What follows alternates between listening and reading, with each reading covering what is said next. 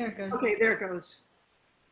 Continue. Great. Thank you. There's that red dot in the notice. Okay, we're good. All right. I think we're ready to start this meeting, and I will turn the floor over to Mary Cybulski. Thanks, Martha. Probably most of you know that I wrote this book, Beyond Continuity, and I wrote it a few years ago, and I'm doing a second edition now. And one of the things I want to update with it is the digital workflow. When I was script supervising, there weren't even iPads anymore, so there's very little that I have personal experience with the digital workflow. So for the rewrite, I'm working more as a kind of reporter than a kind of like this is how I do the job, and this is how I think you should approach it. So because I really wanted to find out more about what was being used digitally, I got in touch with the New York Script Supervisors Network, which I really like, and asked them if they would be willing to look at this stuff with me, and they were super, super great. Sheridan and Diane were just wonderful and helping me organize everything and get it up and running. And so many of the members threw in and gave presentations about how they use things and what they think about it, what they like about it, what they don't like about it, stuff like that. So it was really great. The first thing we did is we had a kind of informal meeting, like it was like a social meeting, and everybody just talked about, just around the table at a bar, like, here's what I use. I love this. Look at this. And it was like really great. Like everybody had a million things. Most people had never heard of what other people were doing. It was very exciting. There were a bunch of people there who only used paper and pencil and were like, it's kind of interesting, but I don't know, not for me, kind of thing. And leaving the meeting, I had some conversations with people who were so worried that the digital workflow is going to degrade our craft. So coming out of that meeting, there were two strong camps. One is the digital workflow is going to save our craft, and the other is digital workflow is going to ruin our craft. And it was very, very strong opinions on both sides. So that was pretty interesting, I thought. So the next thing we did is Sharon, Diane, and I made a survey for the members, and about 36 people answered just about what do you use it for, what do you like about it, what you don't like about it. And that was a wealth of information as well, because everybody used something different for everything. There was no standard. It was like, and we made a spreadsheet out of it that you could hardly even read, because it was just like, there was no consistency about anything, which was super interesting, I thought. So there were two big takeaways from that. One is that even though there were these two camps about love digital, hate digital, everybody, no matter where they were on the spectrum, used some paper and used some digital. There was nobody who did one or the other. People who love Scripty and swear by it and just like love everything about it also like make notes on the back of their sides. People who go, I am absolutely paper and pen, that's the way I work, they had digital copies of old drafts or different episodes. And everywhere in between, everybody's doing everything. So it seems like there's this big tension, but it's not really. It's just because I think the software is really new, like camera's been digital for a while, the production office has, the editing room's been digital for a while. We're just kind of like in adolescence in a way, there's a lot of people are finding what they can and using it for what they can, and it's all over there. The other really surprising thing for me personally out of that survey is that I thought that people would use Scripty or Peter Scarrett, and they would use that application, and that was like one and done, and everybody would just like sign on to a system and that's what they use. And it was so not true at all, not even close for most people, a few people, but almost nobody. So it became really interesting to see people using the same applications for really different things. It's all over the map. So my big takeaway from this is that because the digital component of our job is growing,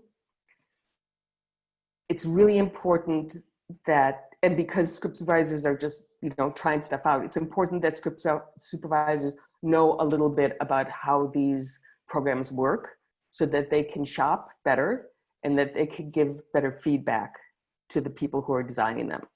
Because they're being redesigned, they're getting made better every day. They're getting better and better and better. Like, I think Peter Scarrett just did a update like a few days ago, and Tony's gonna drop like a new version. I don't know, Tony, in a week or something. So everybody is always trying to figure out how to make them better, and they really want to hear from script supervisors about how we're using it, how to make it better. So I think this conversation is really important. So I want to kind of design this presentation so that everybody can kind of think digitally better, more clear, and just kind of know what their tools are so that they can manage that better. So anyway, that's my kind of introduction to it.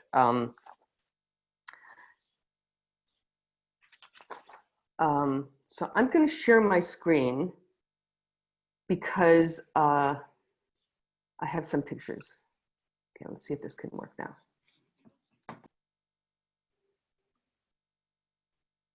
Okay, great. So there's one basic concept that I think everything hangs on, and that is there's two kinds of digital systems that we use. One is a data bank, and one is a kind of graphic annotation, and they're super different, and they work together really well. So I want to explain a little bit about what they are so that everybody knows we're talking about the same thing. Okay, so a data bank is a system that has, somebody's got their mic on, that has,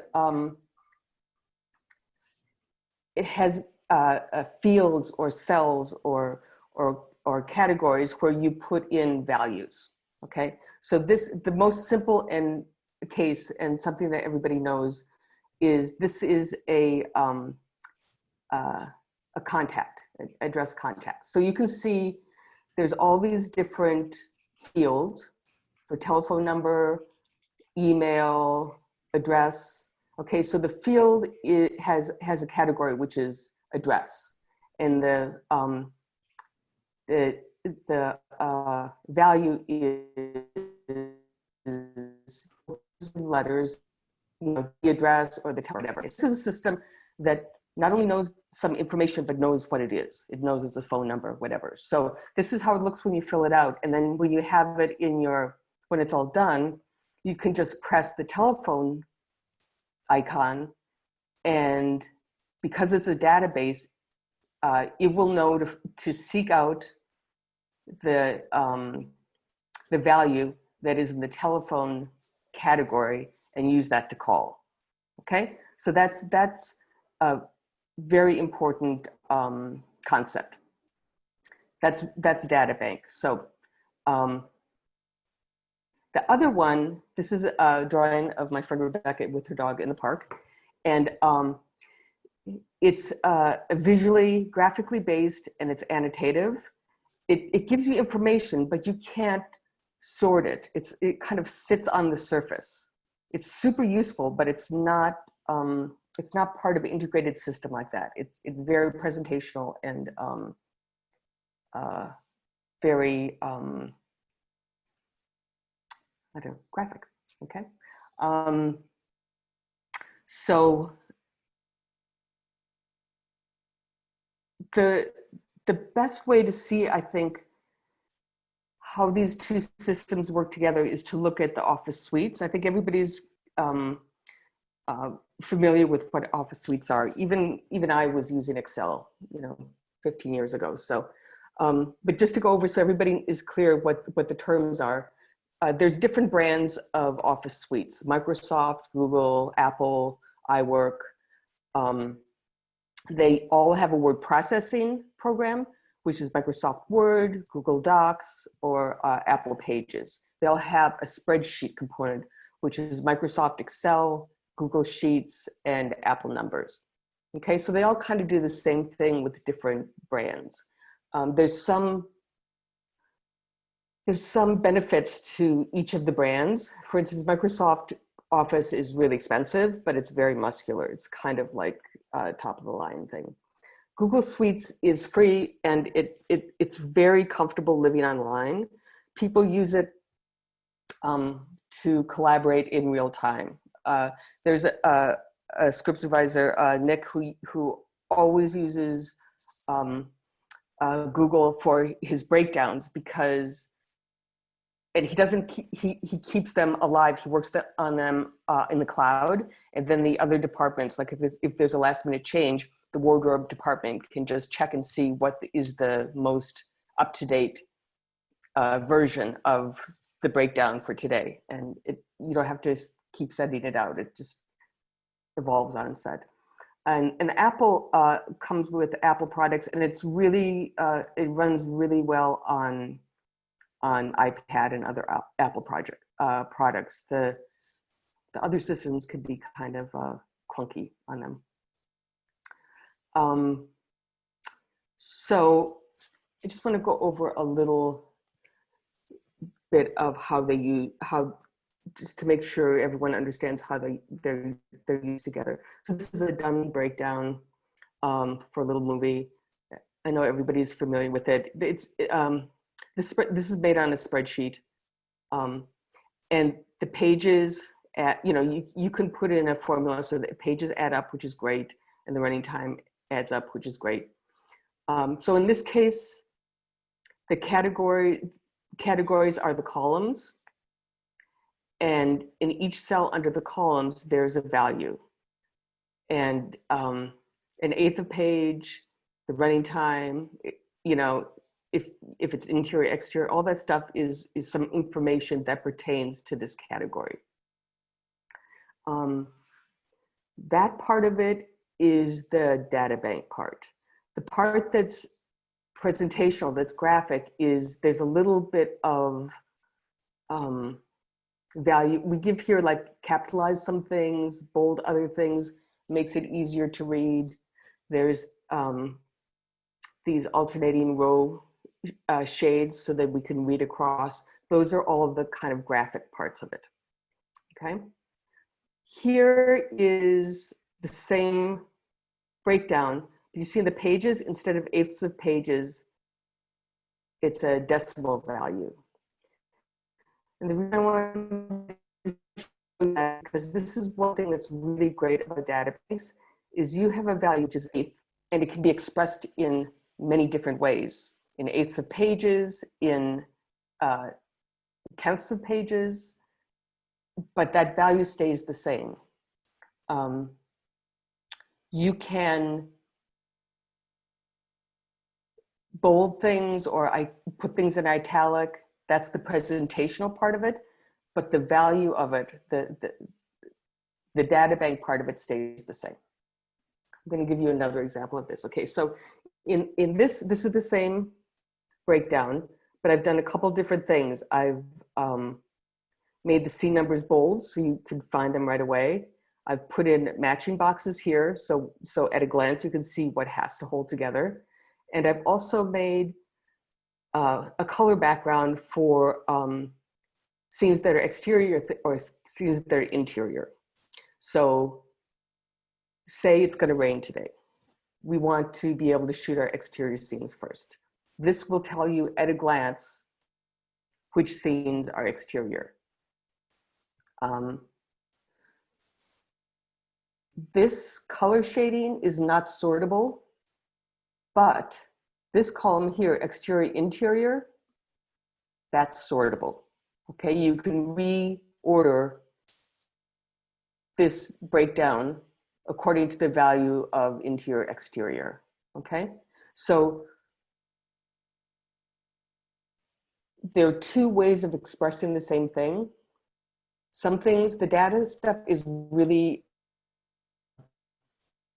it's malleable as far as how you move it around and present it different ways. And the visual stuff is stuff you can just look at it and understand very quickly. So they both have value. You can also sort by location, for instance, very simple thing to do. This is an example of graphics gone wild. You can change everything, the font, the color, the type, the color of the background. It doesn't matter, the value stays the same, okay? That's the data bank. The coloring stuff is the graphic presentation. So I'm gonna go from something kind of ridiculous to something that is so beautiful, which is Sharon's breakdown for Mr. Robot, which I'm gonna go here because it's so nice. So you can see this is an Excel sheet done with great care and great skill. And it has the sortability of the data bank, but it also has really great graphic representation that just helps us understand what's what. In particular, these vertical stripes on the close to the right side of the screen, that's something that Sharon made up, which is a way to track characters. So like Elliot's the black line. So when Elliot is in a scene, that cell is filled in with black, and you can see it right away, when we get away from him. So if something changes in continuity and it's not a hard match, that's a good place to shift something. So this is super great. I love this breakdown, and it shows you the interplay between that. So I think I'm going to stop there and just see if anybody wants to ask any. That's a very basic concept, so I want to make sure everybody understands that before we go on. Is there anybody who's like confused about that? Mary, I was just curious, what spreadsheet did you use to do your samples? Was that Google Sheets? No, I did it in numbers because I just had it on my computer. And I knew it didn't have to do very much, so I just slapped it up there. Yeah. Thanks. So everybody's clear about that, right? Okay, so that everything going forward is going to be based on that. So, okay, cool. The next thing I want to show you guys is I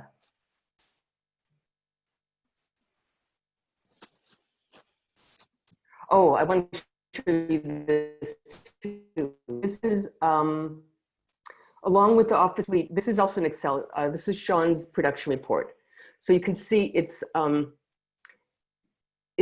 really handsome. It's very clean. Everything is easy to read. Everything you can find where it is. It's beautifully organized. And then hey Mary, I think you stopped screen sharing. Oh, sorry. Thank you.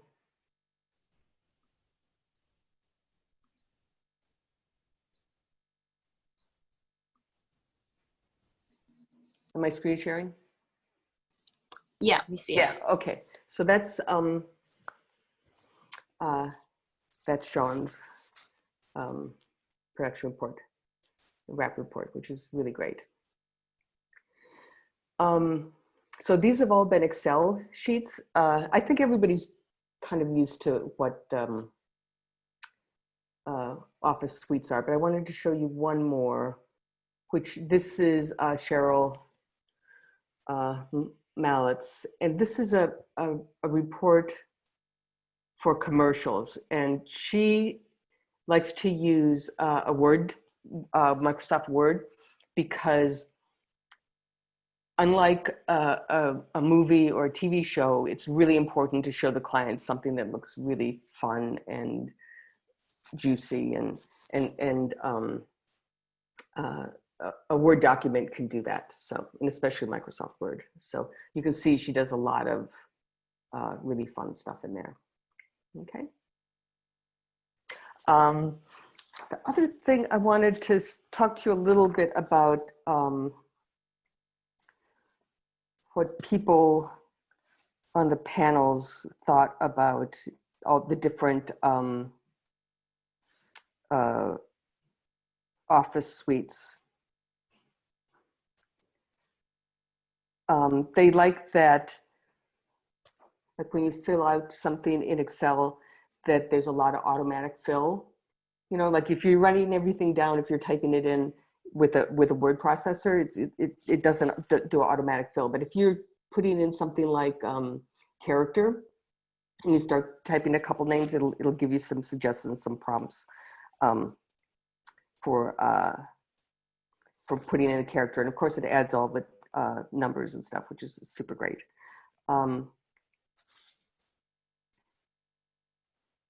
These alone do not export to wrap reports or to editor's logs or things like that.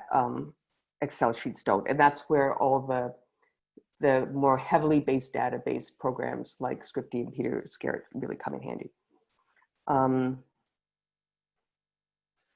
But these are really good for keeping abreast of things. I think I've said everything I need to do about that. Okay, so so there are two, maybe three main systems that are made just for script supervisors. There's more coming all the time. Scripty, which is very heavily data-based. It's a real workhorse. It lets you put a lot of information in and put a lot of information out. It's the first system that was developed by our own Tony Patin, and people love it. It's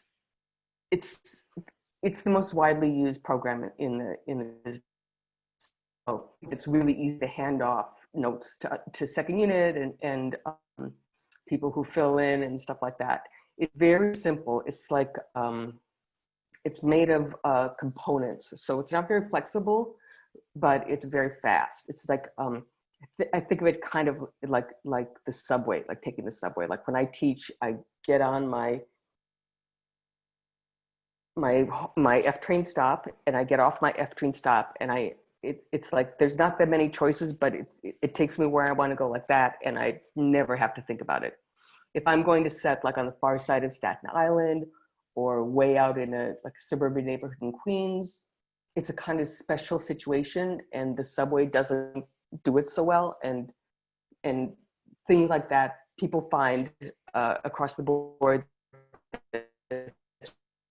flexible. If you have a special situation, like you do a breakdown like what Sharon did in Excel in Scripty, for instance. But like I said, it's getting better all the time, and there's who knows what the new version is going to do. It's going to have all kinds of great stuff. The second one that came out was Peter Scarrett system, and he is a assistant editor from New Zealand, and he kind of took the next step forward and made a system that kind of looks more, it's kind of more holistic. You see the whole script page, and it's more like writing on a script. And Movie Slate is not data-based, which is interesting because Peter Scarrett and Scripty are both data-based. They're both based on a database system with graphic components. Movie Slate is based on a system on PDF Pro, and it has a database component with it. So that makes it a little different. And there's a script supervisor in LA, Don Gilliam, who's developing something that's also based on FileMaker Pro. It's not on the market yet, but I hear that if you get in touch with her, she can set you up with that. So I don't know that much about that, but also some people love that. So, I want to go back to just remind you about the what database is with all these different categories, because it's super really. Does everybody see this little mark here, or is that just on my screen? Yeah, yeah. Okay, I'd like to get rid of that somehow. I think that might have been somebody in the meeting, like trying to mark something that showed up. Ah, okay. Yeah, it shows on mine too. I'm gonna see if I can erase it from here. Oh, there. Look at that. Okay, good. Okay. So, so just like your address book fills in different categories, Final Draft is written the same way. There's instead of having like a category for first name, last name, it has different modes like slug lines, action, character, dialogue, transition, all that kind of stuff. So when you get a script from Final Draft, it looks like just typing on a paper, but it actually has all these cells behind it that let other programs know what it is, okay?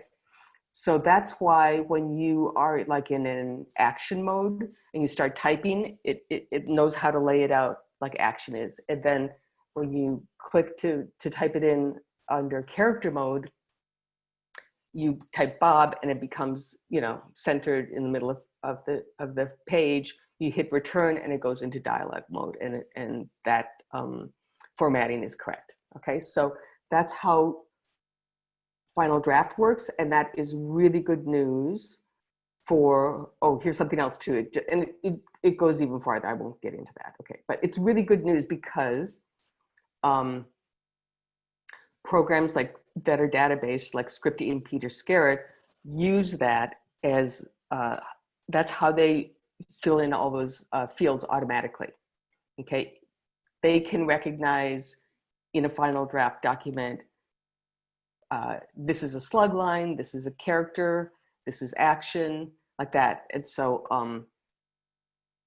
that's how when you import a script to Scripty, it automatically generates this breakdown. C number, character, but only speaking character, because if you remember how that goes with information inside a field, the only field that Final Draft recognizes as a character is something that's written, as the beginning of dialogue. If it's a character that's just in the action someplace, it won't recognize it because it's not in that field. Okay, that's the database thing working.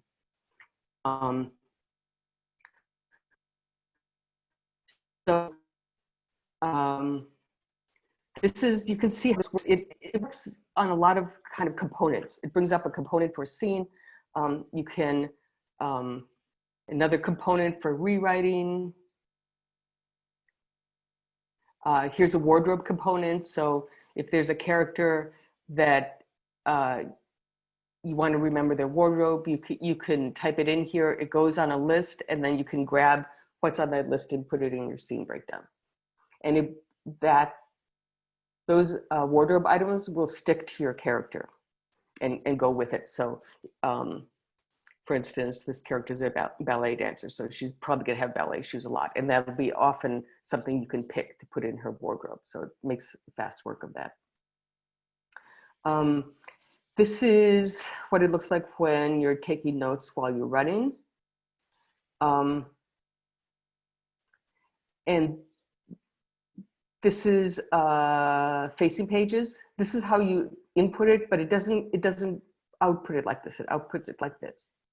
And that's again a function of the database, is that you're not you're not filling in a form like with a pencil on the surface. You're I've had some pincers already. you're what?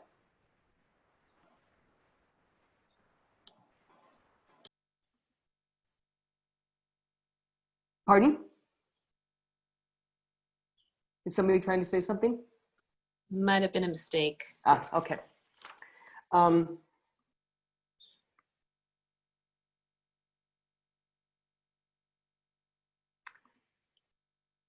okay, so when you line the script, it's not like making a pencil line on a paper. You have these channels that you fill the lines in, just like any other piece of data. So instead of marking like crosses and squiggles and stuff, you can take a section of that channel and put the piece you want in there. So it's a little bit more, it's more clumsy to construct, but then the fact that it's data, you can also replicate it and put it out in different ways. So that's again, it's very simple components, but very malleable as far as how you output it. And here's how a script page looks after it's done.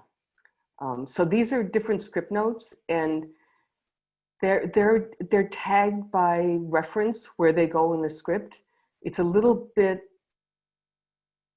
not so intuitive because you have to read, where all these go. It's not, it's where if you used a graphic base, it would be right on the line. But this again is a really good example of the data bank. And then these are all also can go onto your facing pages and stuff. So that's cool. And the wrap reports are so simple, which people love. You just figure out which reports you want to send to who and press a button and it goes. And that's what the wrap report looks like. Cool. So Jody, I would like to just lean on you a little bit and let me know if you want to add anything, because this is you love this program and you want to add anything? I mean, so far there isn't anything else that I feel like I need to add. So. Okay, good. Good. Well, you'll have a chance later too if you want to do something. Okay, great.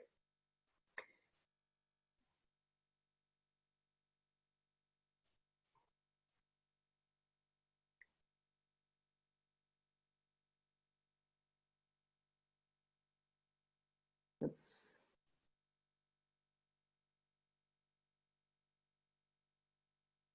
Am I screen sharing? Yes. Okay, thanks. Okay, so I'm spending a lot of time on Scripty and Peter Scared because they're the most complete systems we have. And I think they're both pretty important impact on the business. So this is how Peter Scared imports a script. You can see it's a little bit more intuitive. It lets you see a bunch of the scenes together. And here's how the facing pages are. So you add one line at a time. There's more of a graphic component. It's more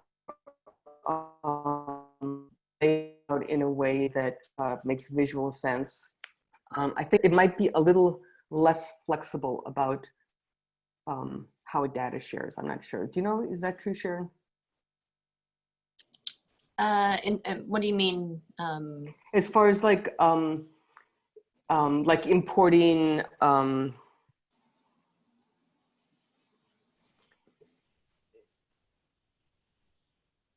imports and PDFs, great, and you email it like everything else. Excellent, great, perfect, thank you. And this is how Scared does the lines. Again, it uses channels, and it puts in different lines as data in these cells that look like channels. So it's not written on, it's a piece of information that's kind of laid into the script. And that also makes it able to be read in other forms. And here the notes are attached to the lines themselves, which I I think most people, what I hear, finds that more intuitive and more easy to read than a list on the side. And it has different things you can add, like eyeline is left at this point, stuff like that. So it takes the database idea that Scripty has and puts a little bit more of the graphic stuff in it. So, and here's the wrap report. It has a great thing that people who do episodic and crossboarding love, which is the wrap report has a report for the day, and then it also has a breakdown by episodes, by the progress by episodes, which is people really enjoy that. And Movie Slate 8 is a different animal altogether. It's based on a PDF instead of on database. So it is basically a document and not an informational program, which means that it's much easier to kind of scoot around, see the whole document. You can have a whole page on set and have thumbnails on the bottom, or you can do a field of thumbnails like this. You can move things around. You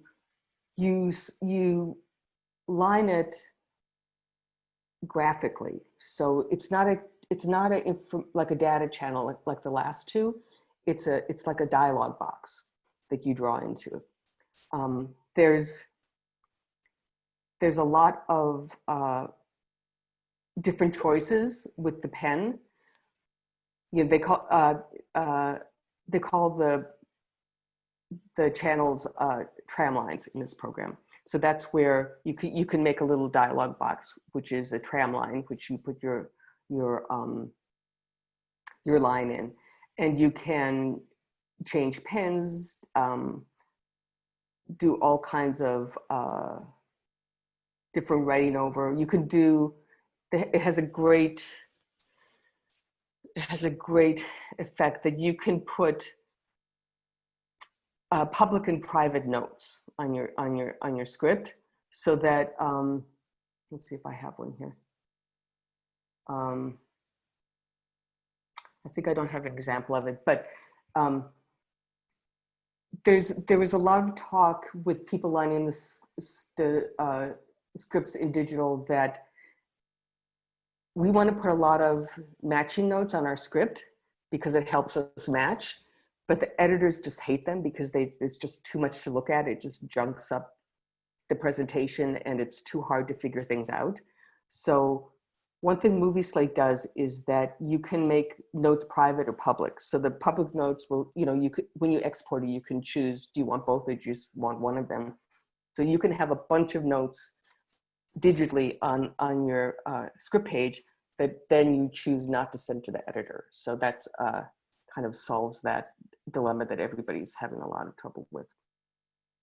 Okay, so it's database. So, I mean, it's graphically based. So the data portion of it, you have to input yourself. Okay, so it doesn't grab all that information from final draft. You put in page, character, scene number, all that stuff.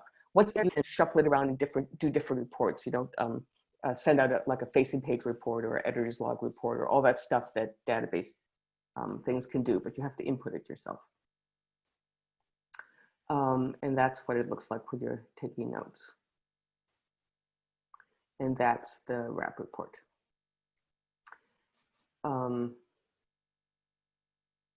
Okay, so okay, so I think that's a good place to stop and see if anybody wants to add anything or ask questions or anything like that.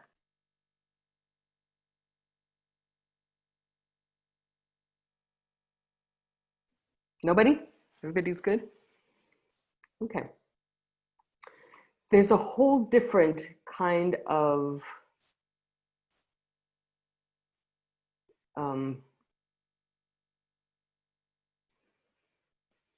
since the iPads come, there's a whole bunch of graphically based programs that are not data-based at all. And most everybody uses some form of this for either rehearsal notes or lining the script. You can see, this is taken from a tutorial that was mostly for directors, so they don't look anything like Script Supervisor notes, but you can see you can put all kinds of stuff in there. You can make it's really great for matching notes and things you want to remember. It's also really good for crossing things off. You know, some people mark with colors the boxes that have been done. Really good for floor plans and just any kind of notes like that. Any kind of like additional notes you get from the office. And the real genius of it, one of the geniuses of it, is that it works in layers. So it's the information you can't really export to a different form. Like you can't export this to like a facing page or editor's report, but you can have lots of layers of the same page and make different notes on different layers. So for instance, some people have a layer for rehearsal and then another layer for shooting.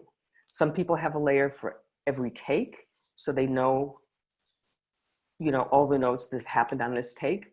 You can see these layers one at a time, or you could collapse them and see them all at once. Some people use one layer and use a different color pen for different takes, for instance. There's all kinds of stuff you can do. And the other really great thing about this is that when you make notes on your script and you get a new draft, it has an import function where you transfer your notes from the white draft to the blue draft, and it does it automatically, and all of your notes that you put on your white draft are automatically on your blue draft. So that's super cool. And that's when it, if you use like, there's somebody who uses like a black pen for notes that happened on the white draft, a blue pen for notes that happened on the blue draft, stuff like that, just to keep things separate. So there's all kinds of kind of visual cues you can do to help make it all understandable and clear to you, which is really cool. I think that's it for the presentation.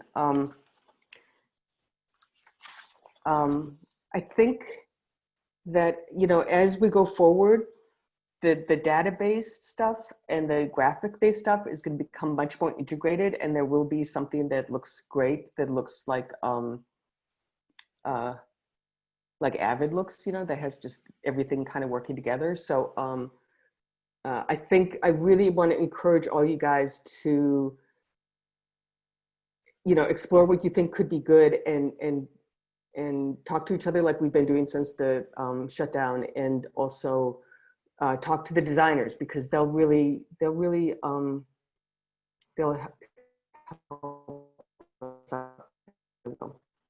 okay, so that's my presentation. So Sharon, Jody, Sean, do you want to? Oh, Sharon, are you raising your hand? Oh. I was giving you a virtual applause. Oh, thanks. Thanks. Just a couple of things I'll add about Scripty is you saw how on the facing page you can have the page with all the notes on the left and the right, with the left being like matching action notes and with the right being changes in dialogue. But if you don't want to have that on the page, you can also hide that information. So if it's information that the editor really doesn't need, that it's more for your own purpose, you can hide that information. And so when it gets to post-production, both sides of the page will be clean. So, that's a really nice thing that you can choose. Another thing that you can do is, depending upon how many dialogue changes or script changes are made while you're shooting or before you start shooting, rather than change it on the left-hand page and then having all of those notes, which can be a little unwieldy, you can actually go into the script in Scripty and actually change it in the script, so that when it comes on your page, it'll actually be changed on the page. And then you can just let the editor know that because there were so many changes, these are the changes that were made. And you can actually then, send the file to like the script coordinator so that they can make a new revision, so that the editor will get a revision that basically matches what they're getting from you. So that's a few ways to deal with that. Also, the reports that you get, they can be exported to Excel. So there's a way to take them from being the Scripty form of database to being an Excel form of database. And I mean, we talked about this as being one of the strengths of Scripty, but there is the multi-unit functionality, which is really nice, where if you're working with another Scripty user and you have second unit, it's very easy to combine the information. So the editor is basically going to get one set of notes with all of the information combined. So that's really, really helpful. So those are just a few comments. Okay, cool. Thanks. I think the thing that that the database programs do really well is a lot of the production report stuff that goes so fast. And I think Jody and most people who like that stuff say it that it just takes all that time, that tedious time, it just makes that go away and gives you more time to do the more filmmaking storyteller kind of thing, which is why they like it. Which I think is true, the thing that a lot of people worry about is that because those are the kind of functions the database stuff do best, that just naturally that becomes more highlighted in our work. It becomes more prominent, and that people are worried that like young script supervisors coming up learn that program, and because it's such a prominent part of the program that it seems like it must be the most important part, and that the filmmaking, storytelling, the real stuff, the real work we do, because it's not so visible, inadvertently becomes less important, and that some people the program and think they know how to be a script supervisor. And that's the thing that people are worried about when they worry about digital. So I feel like they're both correct, and that we need that time-saving thing just to keep up with everybody because people are moving so fast. But that as script supervisors, we have to make sure that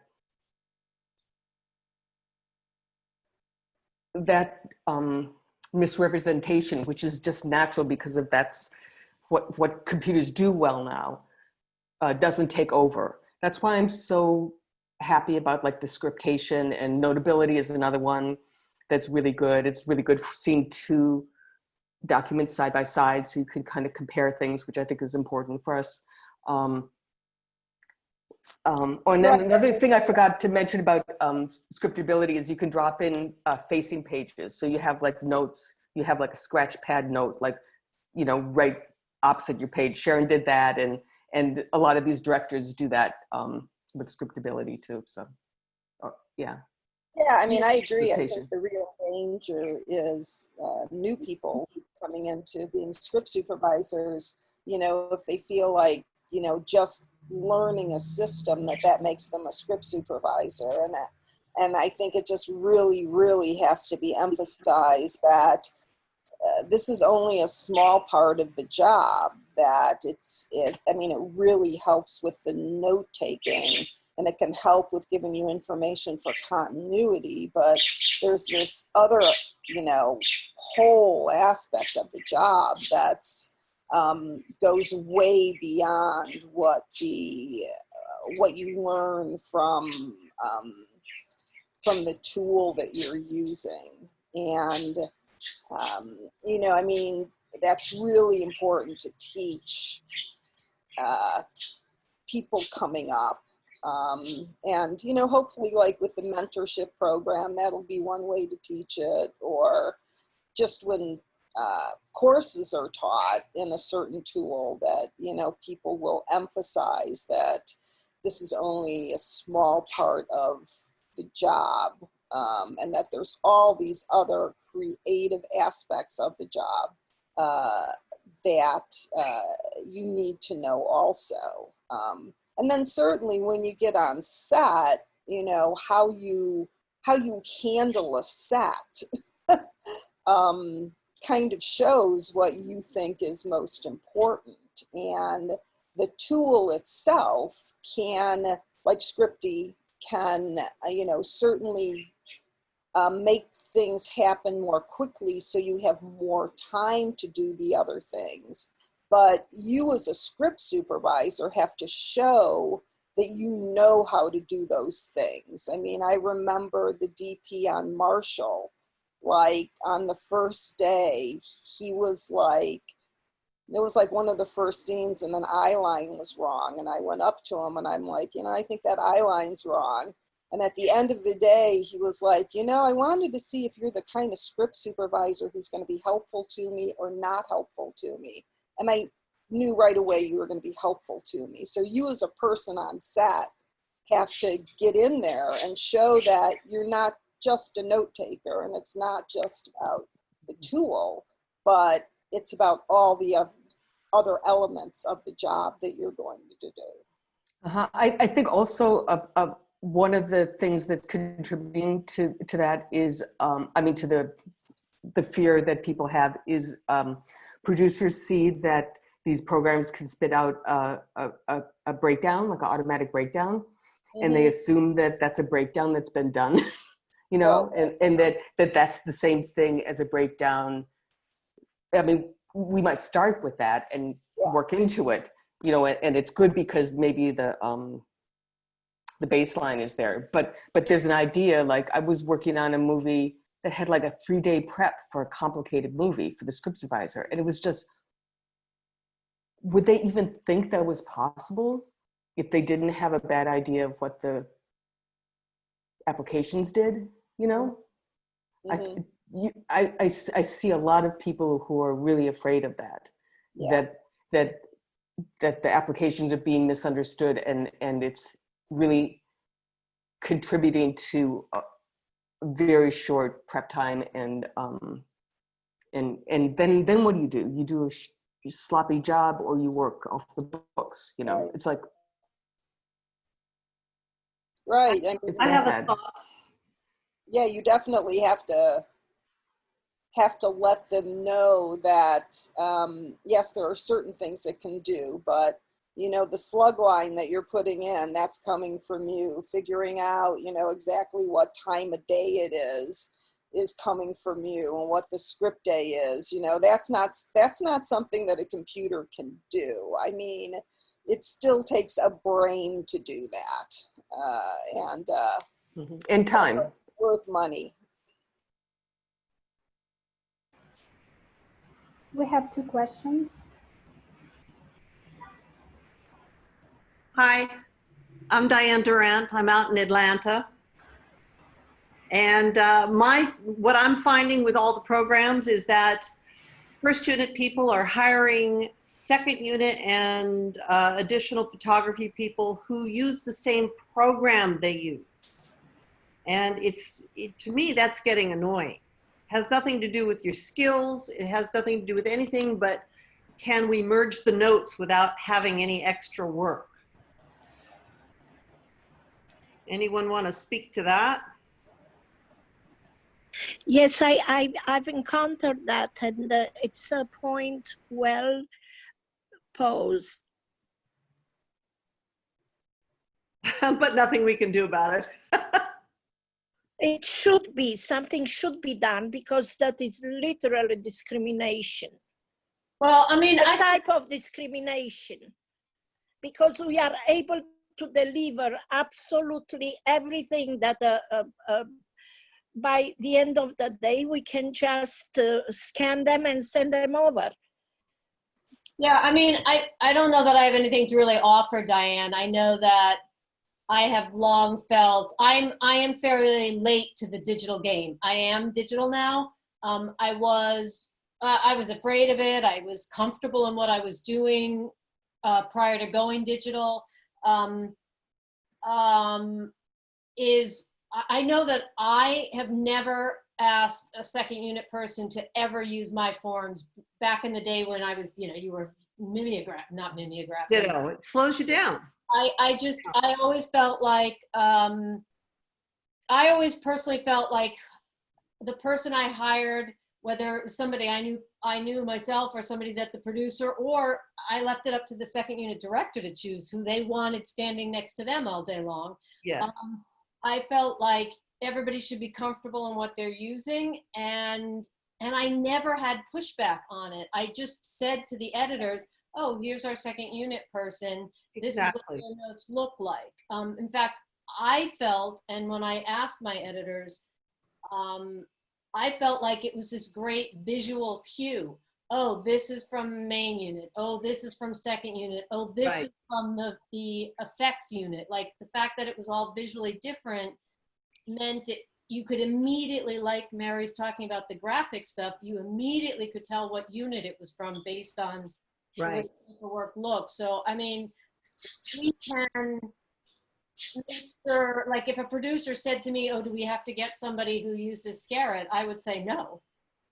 That would not be part of my process. Personally, I haven't worked on lots of TV shows where there's a lot of need to share things, but I've also shared and been handed things from people who weren't using Scarrett. So figured it out. I guess I would say we just have to kind of make sure that we don't do that. I don't know how we fight it and the people who are doing it, except to try to educate producers we work with and script supervisors. I don't know. Can I just add something, Diane? This is Deirdre Horgan, by the way. Hey. I have lost a number of jobs because the script supervisor has said to me, oh, they want somebody that does scripty. It's like, no, not unless you tell them they want somebody that does scripty, you know? Or it's like, well, I know someone down in Atlanta who didn't get hired because she did FileMaker Pro, and the other script supervisor was like, no, I do something else. I'm not going to have you hired. And she was like, but that is wrong. So I think a lot of times it's also up to the script supervisor. And I think know it's totally up to the script supervisor. Totally. And I know script supervisors who are saying, well, yes, I recommend this one, this one, this one, but they all do your program, which I get, but all the programs, even if it's pen and paper, give the information, says what we need. And I truly believe it's up to the script supervisor to educate a production manager or a production supervisor that came out of locations that, hey, the work is done. Don't say, let them go figure out if they really want it. I've never had the office request it. It's always been to me as script supervisor saying that's what they want. And that pisses me off. Listen, you're preaching to the choir, because I lost some very big jobs because of it. And I was like, no, I'm not going through the jungle on digital. I'm going to write, and then I'll do it at night at home. And they were like, we want somebody to do what works for you. Yeah, on set. And I'm like, I'm not going through the jungle with my iPad. It's not working. So, but I think it's up to us. It's a up to us as script supervisors, and to remember what a union is about, helping one another, and that we're all working together, and you don't discriminate by giving your preference of whatever you're working on. And as we see from Mary and Sharon, so many people implement 2 or 3, things together. I think it's up to us. It's totally up to us. Yeah. And Sharon, I love your breakdown. I know, it's really good. Man. Sharon, you have a question? For me. Yeah, I just wanted to just clarify about scriptation, because Mary did talk about, the systems that were designed specifically for script supervisors. And I just wanted to clarify to people that scriptation is not a script supervisor system. It wasn't designed for script supervisors. It's an annotator app that was designed for our film industry. And, DPs use it, directors use it, it was created by a script coordinator. Anybody who works in film who is sick of transferring their notes whenever they get a new draft, this would be very useful to you. And I think that there's been like a real uptick in interest in scriptation. I know from NYSM, because, we've done, we did some very in-depth panels about the different ways that people were using it here. But also, there was, a really great webinar, I think it was last week or maybe the week before, which, if you're interested, you can sort of like watch. It was recorded, you can watch from the Scriptation website. But, the developer of that program, because there are so many script supervisors very interested in this program, he is developing some specific tools for script supervisors to sort of help us line scripts and all that kind of stuff. It's, I don't think it's out yet, but I think he plans to sort of beta test them sometime soon. But just to be clear, you wouldn't, at the moment, you wouldn't go to scriptation to do facing pages and reports and all that kind of stuff. This would be purely to, annotate a document, whether that's a script or whether that's a shooting schedule or something like that. So I just wanted to sort of clarify that, because I think people sort of get confused thinking that it's a sort of all-in-one system. It may be one day, but right now it isn't, and then the other thing I thought was just worth mentioning, just to sort of add on to what Deirdre just said about sort of using a bunch of different programs, is that, there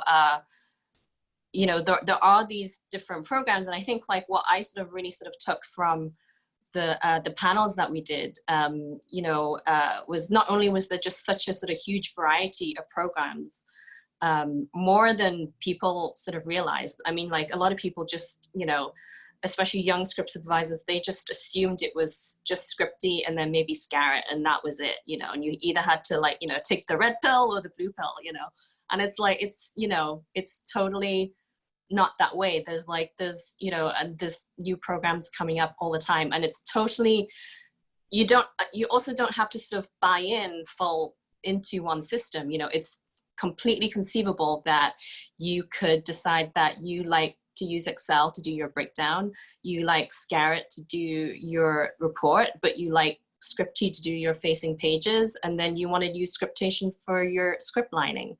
That is a completely... That's way too much money.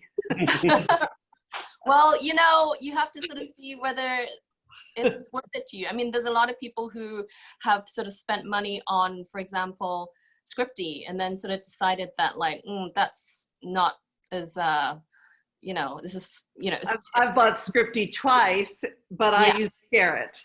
Yeah, exactly. So there's a lot of people who kind of sort of maybe bought one program, didn't realize there was other programs, and then I'll use it for this, but then I feel like I'm sort of gravitating more to Scarrett for this other thing. Scarrett also, just so you know, Scarrett is a 4-form system. and you don't have to buy all 4 of them. You could just decide that you want to do the report, and you could just like, you know, ask to purchase the report and not do the rest of it, you know. So it can be like a very like modular system. And I think that's just, you know, a testament to the way that we work, which is like we all work in very different ways, and our brain works in very different ways. And some of us, you know, are just like, you know, we just take to you know, a database like a duck to water. And for some people, that's just completely not the intuitive way to go, you know. But you can do both. You can sort of like do a little bit of this, and you could do a little bit of that. And I think a lot of it is just related to how you worked on pen and paper, you know, how you like to organize things in your head, and how much of that sort of comes through with the physicality of your work, you know. And then the fact that we're sort of multitasking when we're sort of supervising a shot. We're thinking about all these things. We're sort of timing, we're writing, we're scribbling, we're observing, we're trying to get screen grabs. And it's kind of like, you just want to use the tool that's the easiest, you know, to do all that. And sometimes all those tools might be in one program, like Scripty. And then sometimes, you know, you might sort of go to sort of 3 or 4 programs to do that, and that's perfectly fine too. And I you know, I work on the iPad, you know, and you know, the multitasking that you can do with that device, you know, with the split screen and everything, you know, it's, you know, it's no trouble to go from one application to another, you know, like that does not hold me up at all, you know. So I would just say that, you know, all these things are worth investigating, and you'll just find out that, you know, once you play with things, you know, you'll just sort of gravitate to some things that are very intuitive, and some things just seem like they're too much work, you know. And then you'll just sort of you might find a combination of a bunch of things that will work best. Also, mostly everybody has like a free trial you could take, and just, you know, or like a scaled down version or something like that. So you can kind of play around with everything. And also the besides just how you work personally, what you're working on really makes a difference too.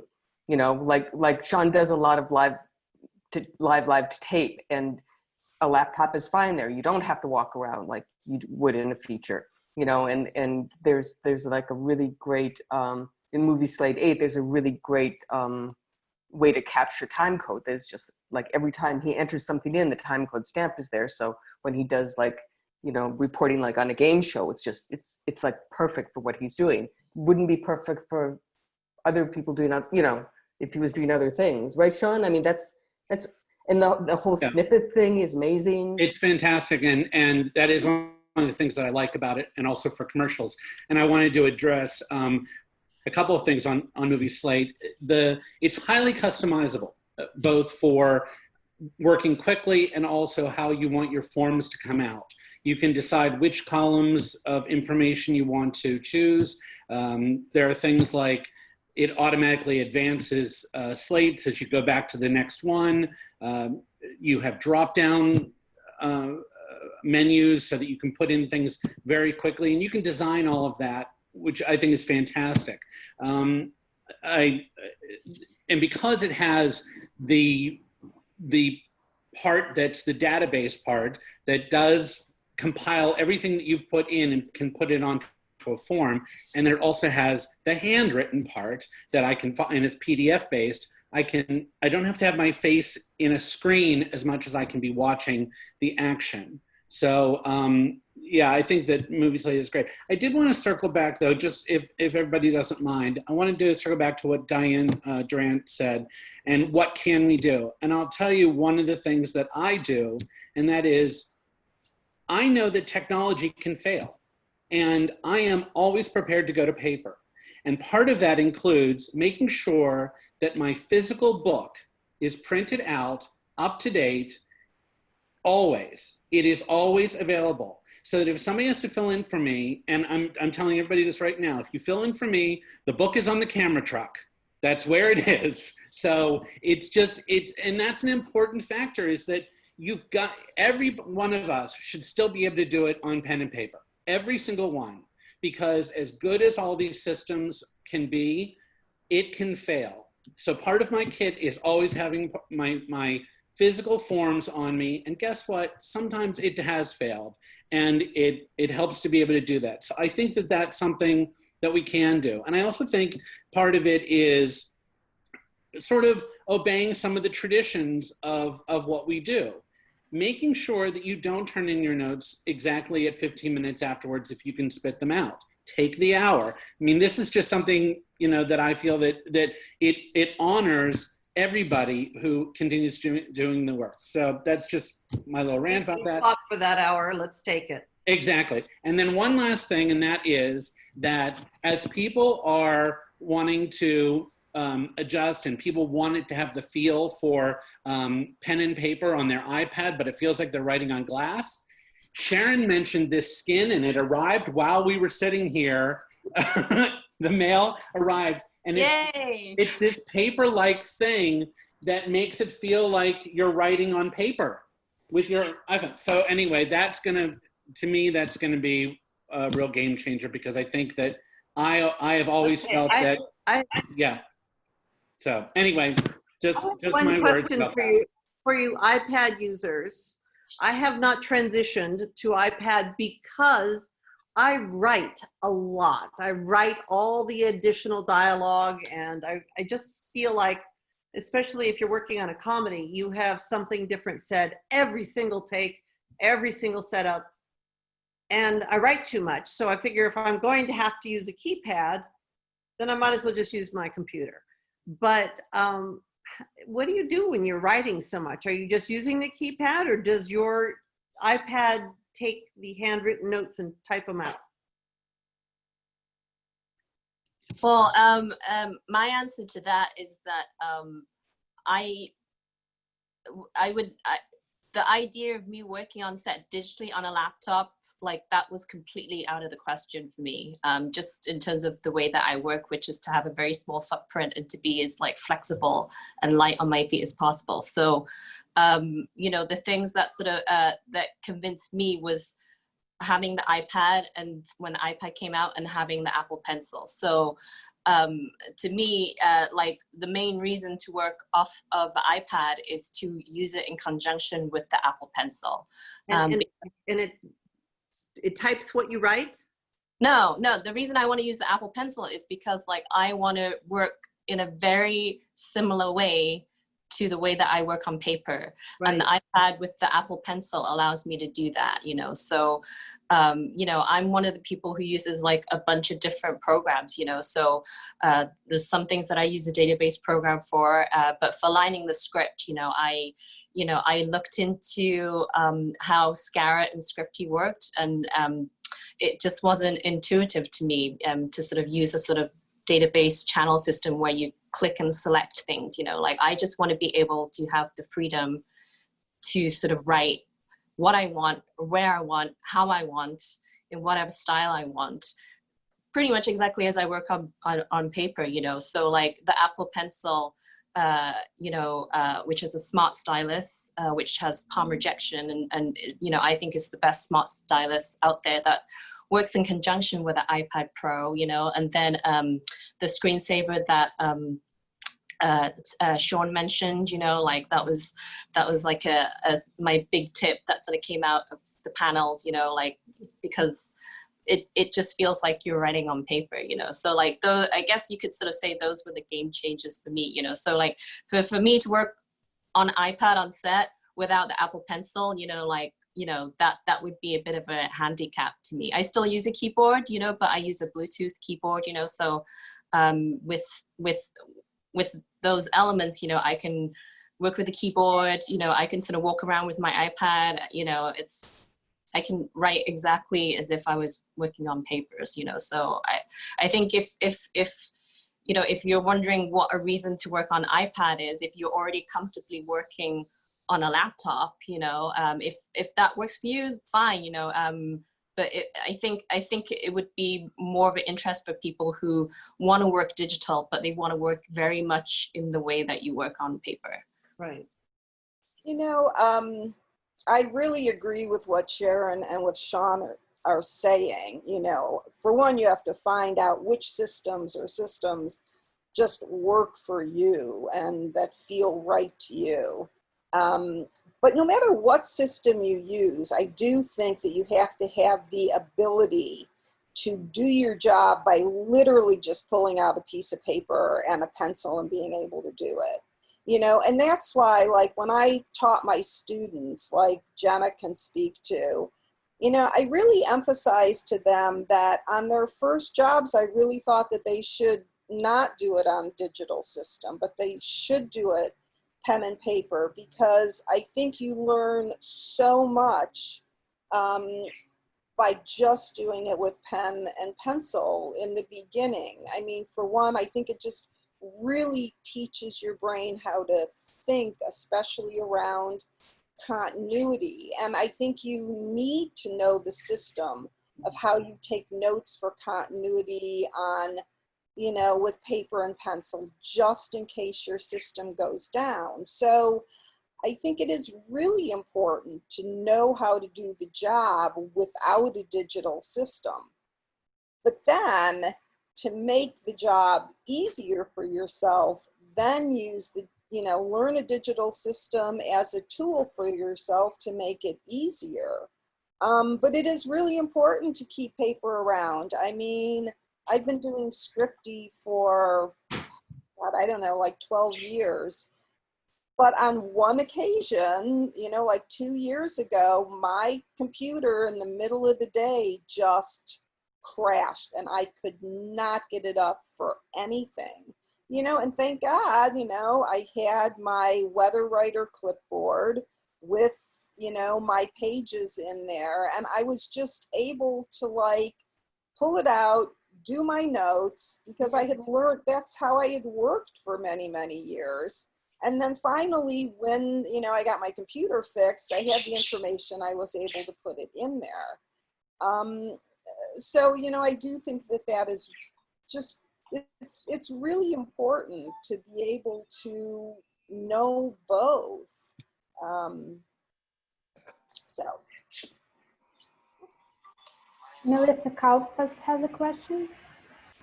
Go ahead, Melissa. Melissa? Mute, unmute. Okay. No, we can't hear you.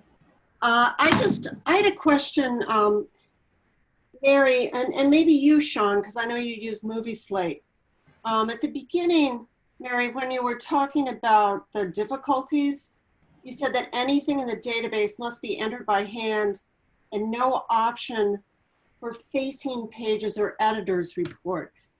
Do you just mean that you just have to enter your data at the beginning? Because I think it does create facing pages and the editor's report. Yes, I just mean that it doesn't automatically fill out those fields. Oh, yeah, okay, but you can still, and it does. I mean, yeah, once it's in there, it is a database that you can work from, but it's not an automatic. It doesn't read the download like Scripty or Scarrett does. Right. Okay. And Sean, do you use it on your computer or on an iPad?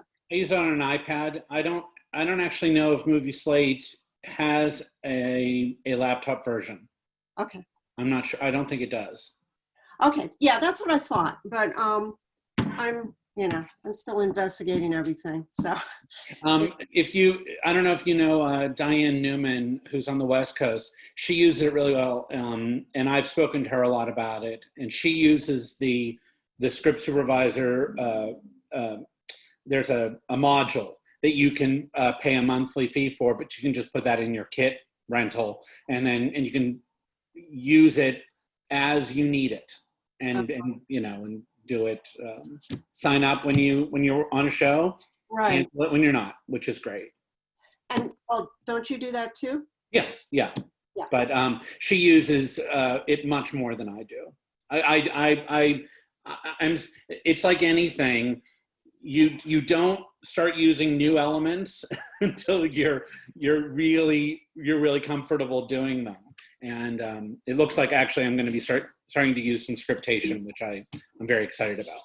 Yeah, scriptation is great. I already use that for a lot of other things. So like I was saying in the notes, just it's great to combine these different programs and use them for the part that you want to use about them.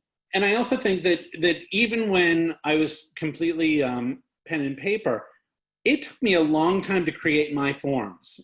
Like, you know, to know how I work, how quickly I can do it, where information should be on the page that makes sense to me. And when I've had people talk to me about, you know, well, what system to use and so on, and I'm the same way as Jody, as I've always said, on your first projects, please do pen and paper. Please, please, please do it. Find out exactly what the job is. And some people have asked me, well, can you just give me your forms? And I won't. And I know that's a really terrible thing, but I always say to them, my forms work for me. That it has all the information that any production is going to want, but I designed it for the way I work. And I think that as we hear how people use this thing for digital, this thing for paper, and so on, it's born of the same mindset. We know how we work and how that, you know, each thing goes. So yeah, that's, you know, just how everything, I'll move on to other things when I feel like the other thing isn't working for me. I actually applaud you for that, Sean, not giving him the forms, because creating your forms is part of the learning process. It's not just creating a form, it's you thinking about what information do I need? What information am I going to need when I get on set? You know, so it's part of the learning process, creating your forms. We have a question from Andrea Greer. Hi, I was curious, do you need internet access for these different systems? The Google Docs, to be able to work on them, you know, on the cloud, you need them, but and at the end of the day to, you know, send them off, but not to, you know, not at the moment of using them. There's some frame capture applications that need Wi-Fi, but mostly no. Yeah, for Scripty, you don't need internet access until you're, you know, sending the notes off. And I've been in plenty of locations, like in the middle of the hills in California, where there's absolutely no internet, and so and it's fine until the end of the day, and then I'll get in my car and send the notes off using internet. I think if you want any kind of digital backup, then you would, you know, obviously want internet for that. You know, if you're sort of like backing up to the cloud, or, you know, like sometimes I'm sort of, you know, like if you're going to import a new draft into Scriptation, then obviously you need internet to get that email to give you that draft that you can import, you know, you know, sometimes you're on your iPad and you might want to sort of airdrop a photo to your phone, or maybe like vice versa, you know, like those are the things that, you know, you would, you know, need internet for devices to talk to each other and for devices to back up to the cloud, if that's something that you're interested in. Thank you. Do we have more questions? You can also get these little jet thumb drives that fit into iPads too, that are kind of like thumb drives, but with the right jack. So if you want to back up, you know, to that, if you're out without internet, I mean, I think that would be a good thing to have. I back up from my phone like that all the time. So. Alexander Hill has a question. Go ahead. More of a comment, but hi there. I was just going to give a little bit of my experience working digitally, which is to say that I mostly work with Scripty, but I've dabbled with Peter Scarrett. I've dabbled with Scriptation, and I think they all have strengths. I don't know that they're all really intuitive just off the bat, you know, trying to get into them. It is a new thing you're going to have to learn, and you'll have to figure out how you can get it to work for you, which I can understand some people not liking, that you're having to try to fit your work into this new framework. But I would say with practice, you know, I've at least gotten to the point where I feel very comfortable, and I feel like it's the utility that those programs give you eventually outweighs everything. That I just feel like I'm able to do more than I could pen and paper to begin with. But At the end of the day, regardless of what you're choosing, it's just a tool.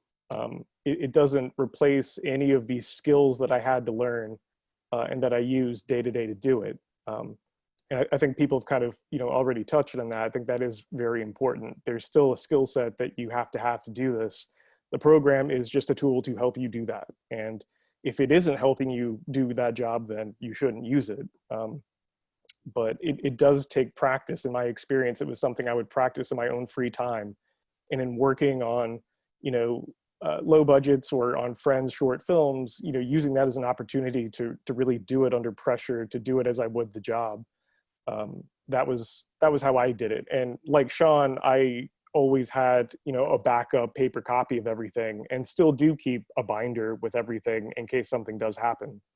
But I just wanted to, make that note that just a tool. All right, and thank you for putting this on, Mary. This has been great. Thanks. That's great great insight. Also, in the panels, people were very clear about trying out new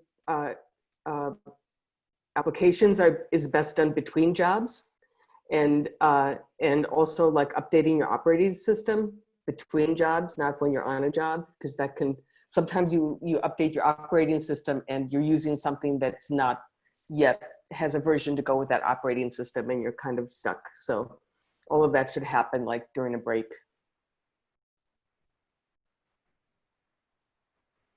And we're all on a break right now. So. This is a great time to get those demos and try them out. Is anyone going back to work yet? Well, Cheryl's on set right now. Cheryl Malat's on set as we speak, so I don't know what she's doing exactly. Doing a commercial, I think, right? I would imagine, yeah. Yeah, she's on a commercial. I actually had a job shooting totally remotely this 30 Rock promo special that's going to be on television next week. It was challenging in the greatest sense, and it was wild. Everyone was home.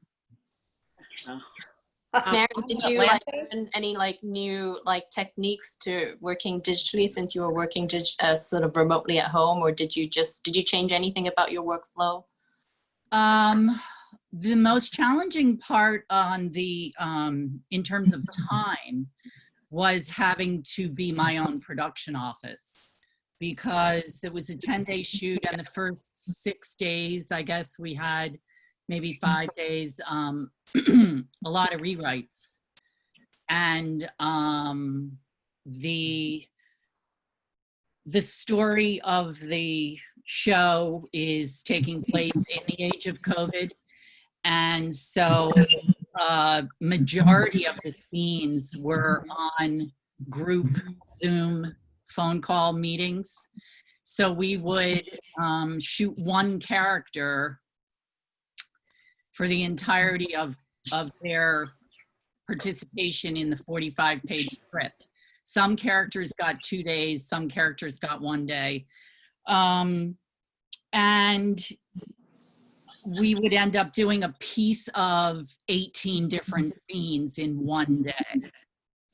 And the accounting side of our job in terms of just figuring out how to credit the production report took more time than it has ever taken in my entire career. And my biggest day was having 19 pages of written notes that it spanned 24 pages of script. So I had 43 pages to scan and send.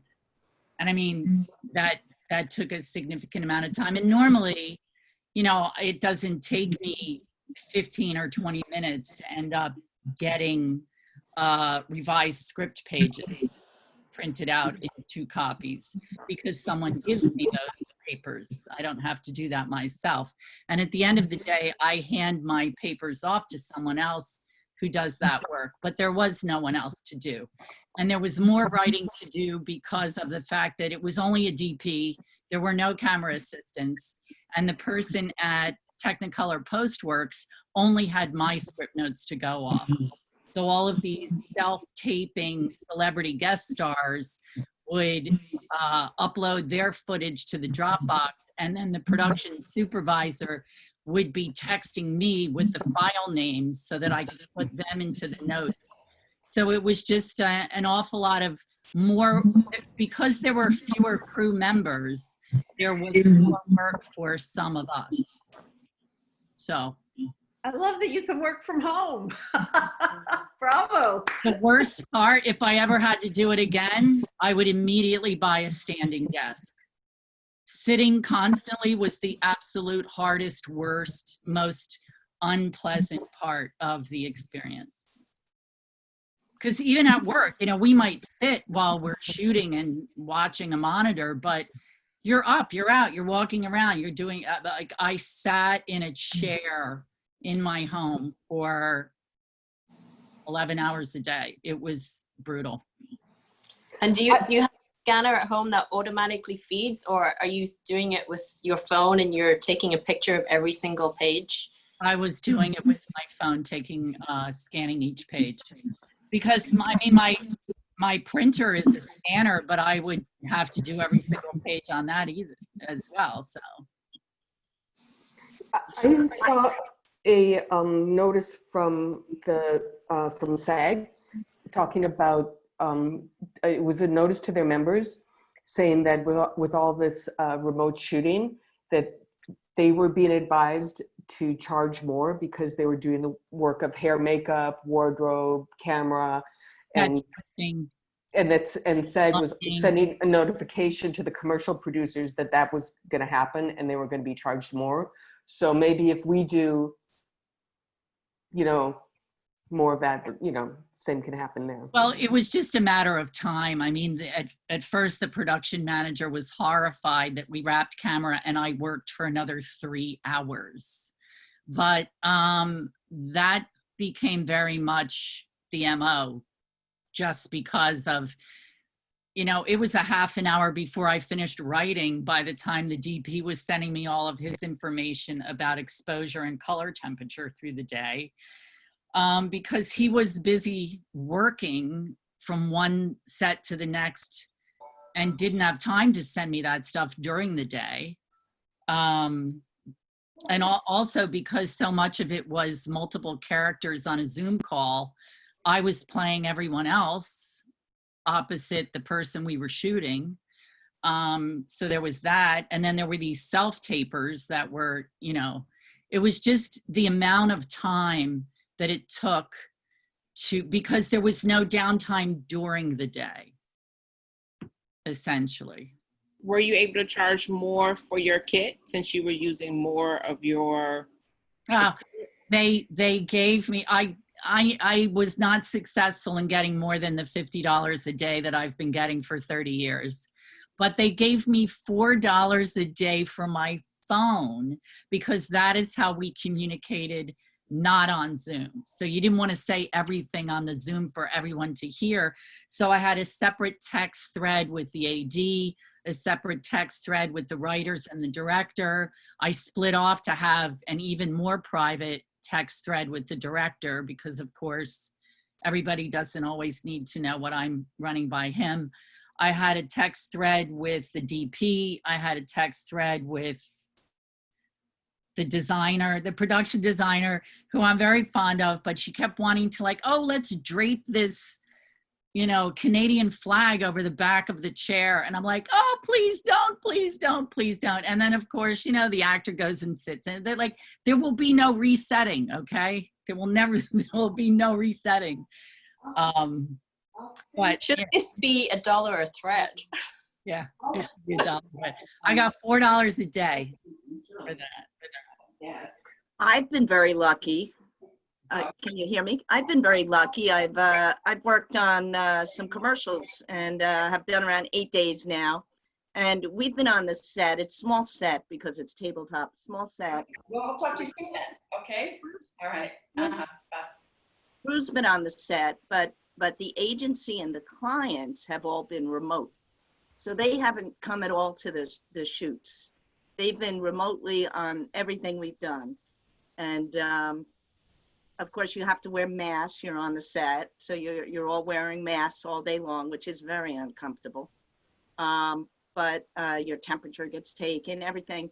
But it's very interesting. I'm very happy to be working, and I have work lined up the next 3 weeks. So I'm happy that commercials, and I actually had to turn down a day. So I think work is starting up again, at least in commercials a bit. So I'm happy about that.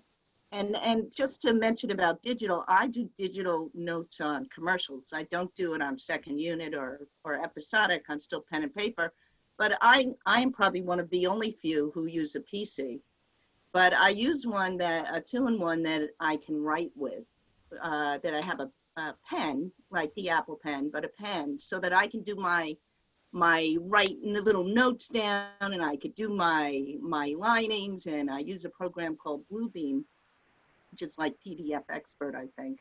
And I use that, and I'm able to stamp things and use my lines and so forth like that. So, and I use Word as my script page. That's Just what curious, Dale, like why do you not use digital when you're, why do you only use it for commercials and not for anything else? Because you know, I worked on Blind Spot, you know, for getting more experience that I did. It was always 2, 3, 4 cameras.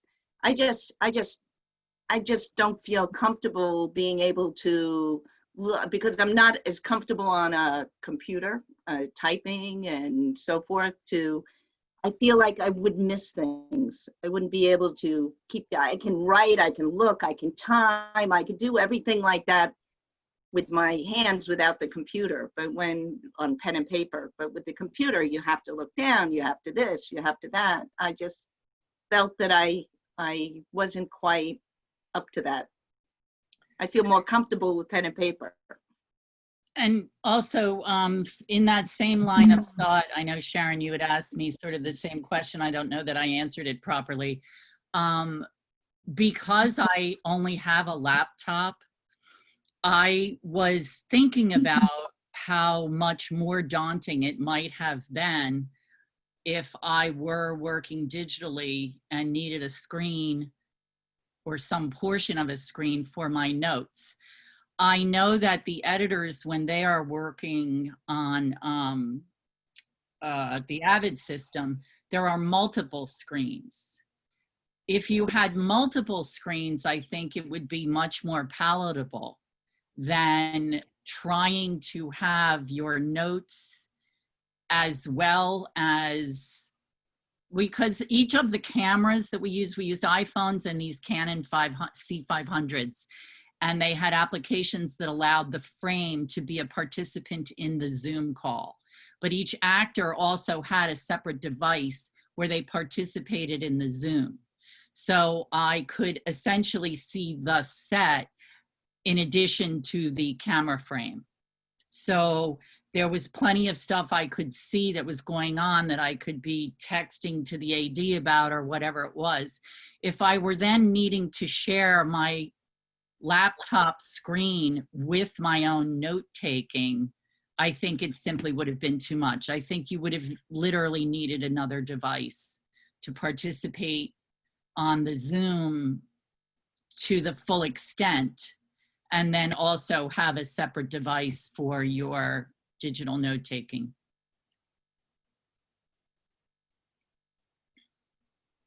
That's just my take on it, but anyway.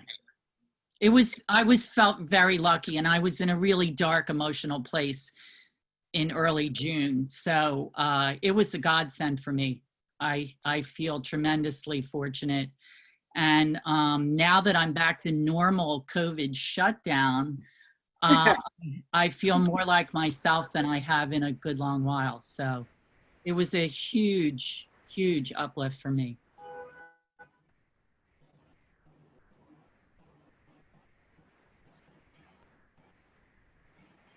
Any other questions? Comments?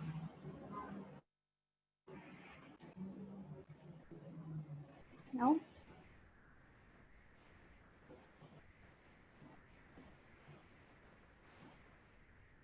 Mary, when's the next edition of your book coming out?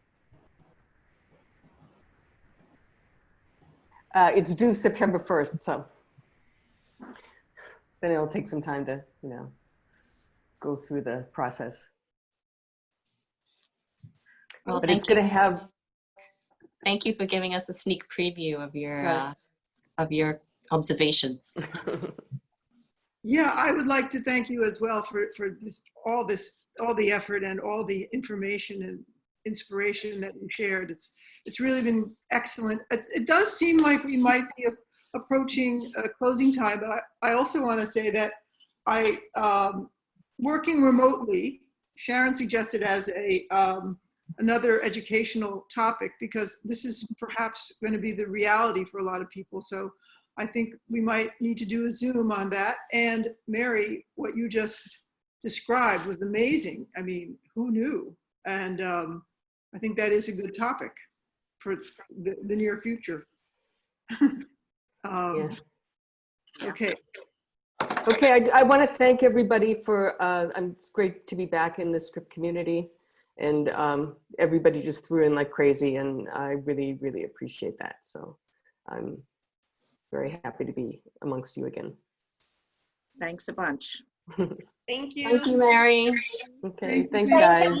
you. Thanks. Thank you very much. Thank you, Mary. All right. Bye, Martha. Okay, yes, you're welcome. I think we're done, and so we can stop recording and start cursing and say goodbye, right?